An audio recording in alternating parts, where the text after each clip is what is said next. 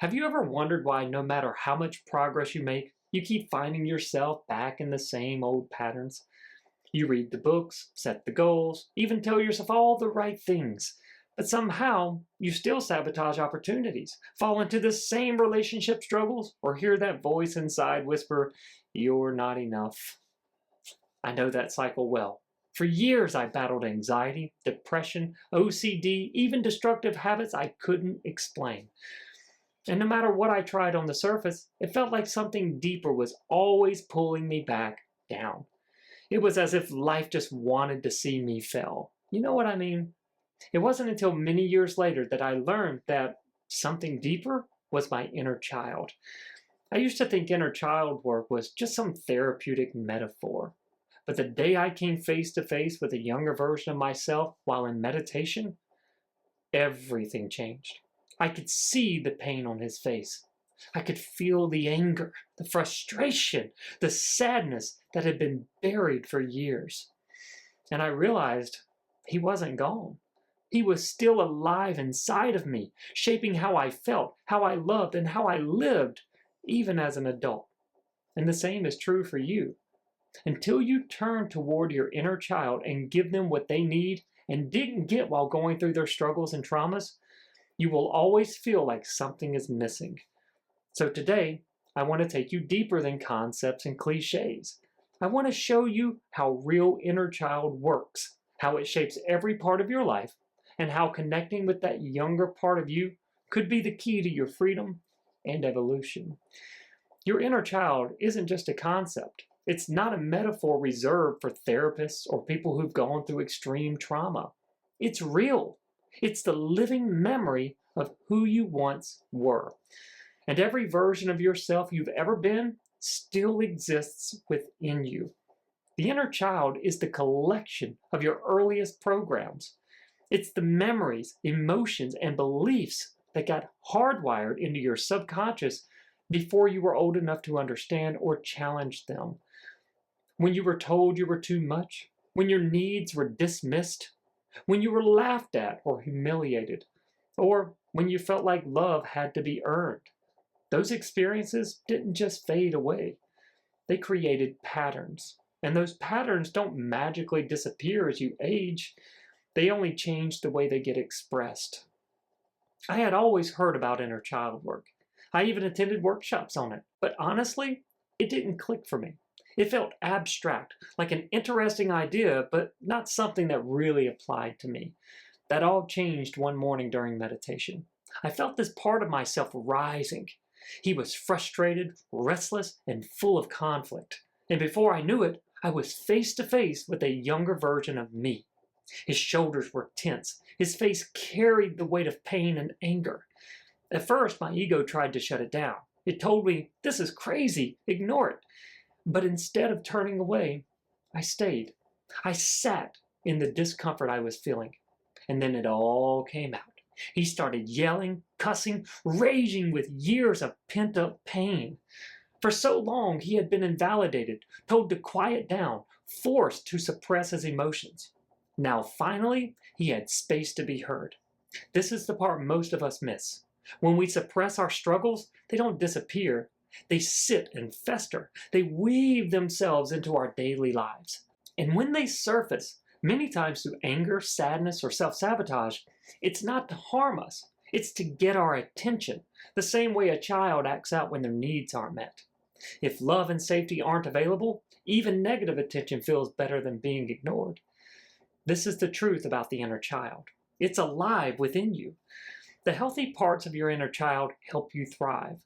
The wounded parts are still trying to keep you safe the only way they know how. They're not here to hurt you. They're here to be healed so they can finally grow up and join the wholeness of who you're becoming. And when you begin to see these parts of yourself, not as weakness, but as children longing for love, everything begins to change. If you've ever felt like you're doing everything right, setting goals, repeating affirmations, working harder than ever, and still find yourself stuck in the same patterns, there's a reason. Many times, it's because your inner child is still running the show behind the scenes. Your subconscious doesn't care how many affirmations you say. It cares about safety. And if the child inside of you once learned that love, attention, or success wasn't safe, you'll unconsciously block yourself from fully receiving it. I'll give you a personal example. For most of my life, I battled something called trichotillomania, which is an OCD of hair pulling. I experienced it as a compulsion to pull out my eyelashes. As an adult, it seemed crazy. Why would I do something so destructive? But when I connected with my inner child during meditation, I finally understood. That younger version of me had gone through bullying, humiliation, and the constant message that he wasn't good enough. And here's what his undeveloped mind concluded. Getting attention was painful. And since he got a lot of attention for his long eyelashes, his mind made a subconscious decision. If I get rid of my eyelashes, I'll be safe. Now, to an adult, that sounds completely illogical. But a child's mind doesn't think in logic. It thinks in survival. That program stayed with me from the time I was 10 years of age throughout my mid-30s. No amount of willpower could break it because it wasn't coming from my adult self. It was coming from the scared child within me who was just trying to stay safe. And this is what most people don't realize. The programs you created in childhood don't dissolve with age. They only change how they're expressed. That's why you might feel like you've outgrown your childhood, but the same patterns keep showing up in different ways, such as procrastination, people-pleasing, perfectionism, anger, or shame. Ignoring your inner child doesn't make these programs go away. It just means they keep running your life from the shadows. And until you turn toward that child, until you meet them with compassion, you'll keep repeating the same cycles and calling it fate. So how do you start healing your inner child? How do you stop living from old wounds and begin living from wholeness? First, acknowledge your inner child's existence. Don't treat it like a concept. Begin seeing it as a living part of you, a younger self who's been waiting to be seen and heard. Ask yourself, what did I need as a child that I didn't receive? Safety, love, encouragement, someone to just listen? Second, create a gentle dialogue. This doesn't have to be complicated or dramatic. Take a quiet moment, close your eyes, and picture yourself as a child. See their face. Notice their emotions. Then simply ask, what do you need from me right now? Don't force an answer. Just listen. Sometimes the answer is as simple as, I want to feel safe. I need to be accepted. Or, please don't abandon me. Third, begin reparenting yourself. Your job now is to become the parent your younger self didn't have. Offer encouragement instead of criticism, compassion instead of shame, protection instead of neglect. This isn't about staying stuck in childhood. It's about finally giving those unmet needs what they've been crying out for all these years so they can heal and grow. Fourth, integrate what you learn. Every trigger you feel in the present is your younger self raising a hand, asking for help. Instead of reacting, pause and ask, what is my inner child afraid of here? And how can I meet that fear with truth and safety?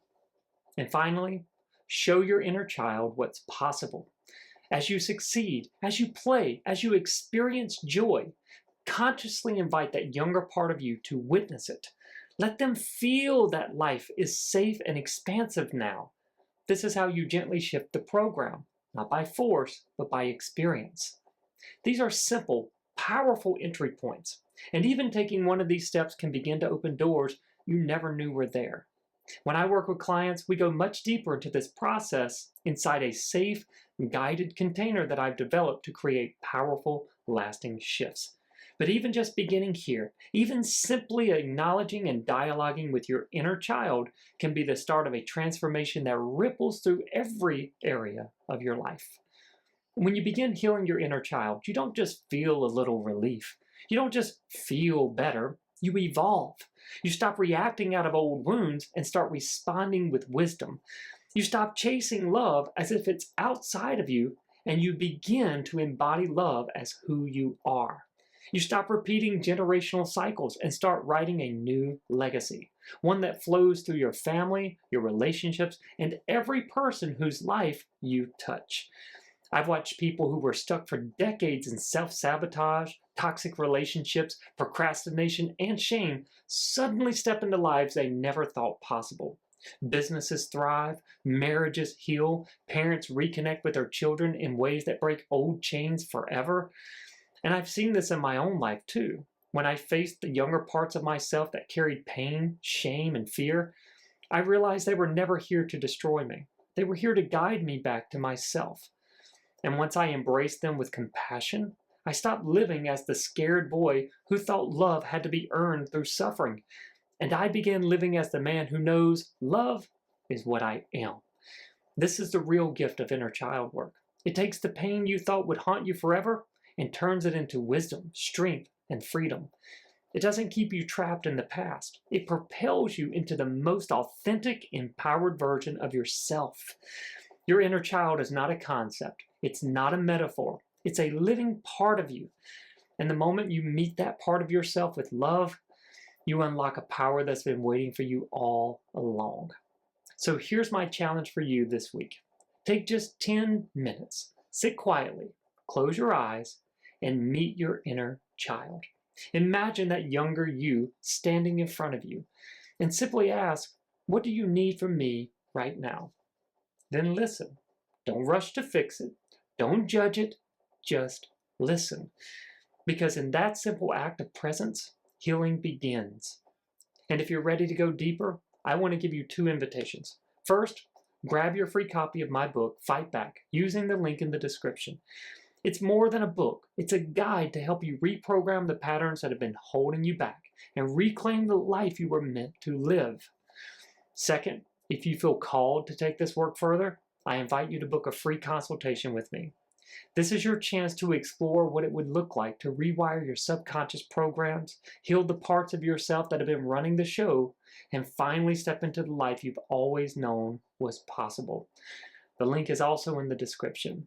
But whether you grab the book, book the call, or simply take 10 minutes to meet your inner child, remember this: you are not broken. Every part of you, even the parts that feel wounded, angry, or unworthy, is just longing for your love and attention. And when you finally give it, when you meet your inner child with compassion, you don't just heal, you evolve. You rise into a truer, freer version of yourself. And the world is waiting for that version of you.